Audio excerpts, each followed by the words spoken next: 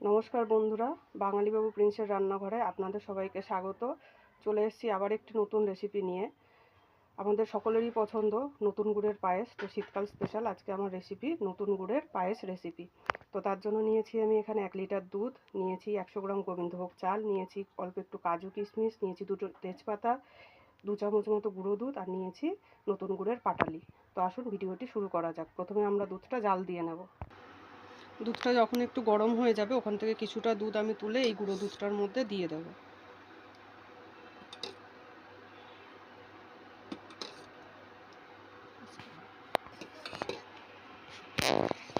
দুধটা যখন এরকম ফুটে উঠবে এই পর্যায়ে দিয়ে দেবো আমরা গোবিন্দভোগ চালটা,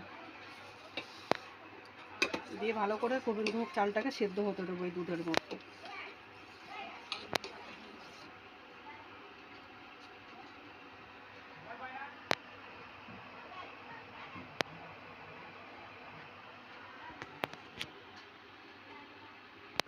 বারে বারে একটু হাতা দিয়ে ভালো করে এটাকে নাড়িয়ে দেবেন, চালটা যাতে তলায় বসে না যায়, কারণ চালটা তলায় বসে গেলে তখনই এটা পোড়া লেগে যাবে, তখন সেটা খেতে আর ভালো লাগবে না।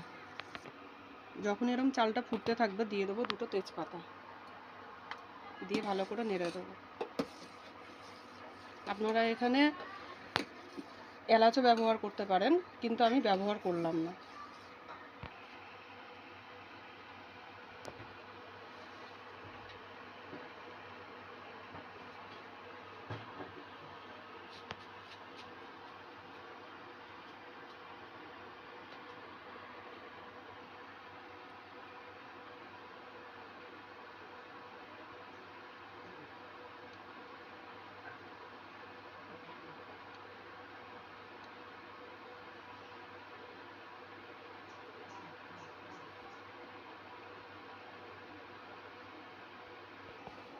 যখন দেখবেন যে চালটা এরকম পুরো সিদ্ধ হয়ে গেছে তখন আপনারা গুড়টা দিয়ে দেবেন। গুড় দেন বা মিষ্টি যাই ব্যবহার করেন আপনারা সেটা দিয়ে দেবেন।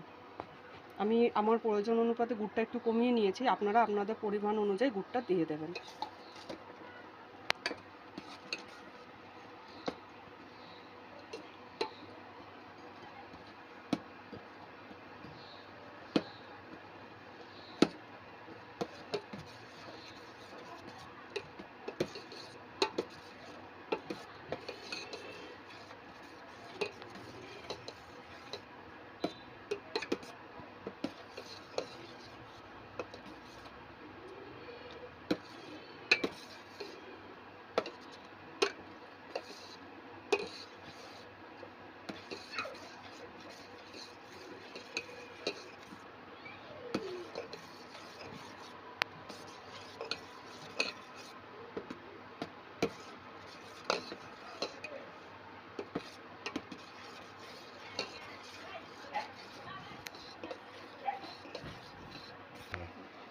যখনই গুড়টা মেল্ট হয়ে গেল, মেল্ট হয়ে যাওয়ার পরে একটু ফুটিয়ে নেওয়ার পরে আমি এই পর্যায়ে দিয়ে দিলাম কাজু কিশমিশ। আপনারা কাজু কিশমিশটা একটু ভেজেও দিতে পারেন বা ডাইরেক্টও ব্যবহার করতে পারেন। আমি ভাজলাম না, ডাইরেক্ট দিয়ে দিলাম।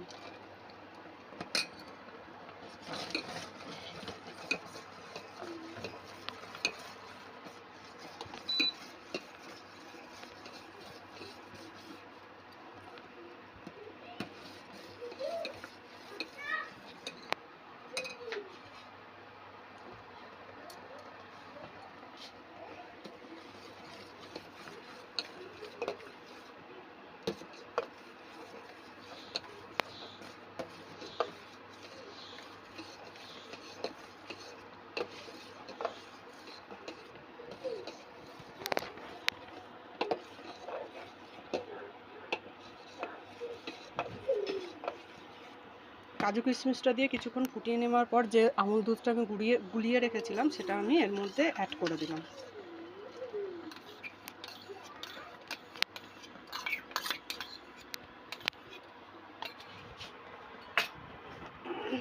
দিয়ে এটাকে ভালো করে এর সাথে মিশিয়ে দিলাম।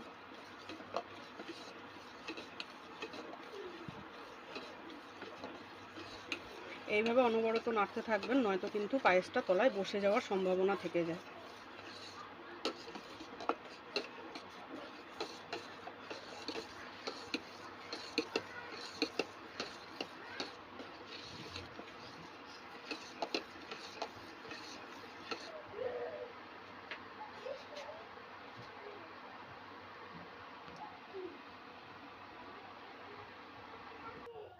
দেখুন বন্ধুরা, আমার পায়েস রেসিপি রেডি। তো আপনারাও বাড়িতে একবার এইভাবে ট্রাই করুন। ট্রাই করে অবশ্যই কমেন্ট করে জানাবেন যে আপনাদের এই ভিডিওটা কেমন লাগলো, আর অবশ্যই লাইক, শেয়ার এবং সাবস্ক্রাইব করে দেবেন।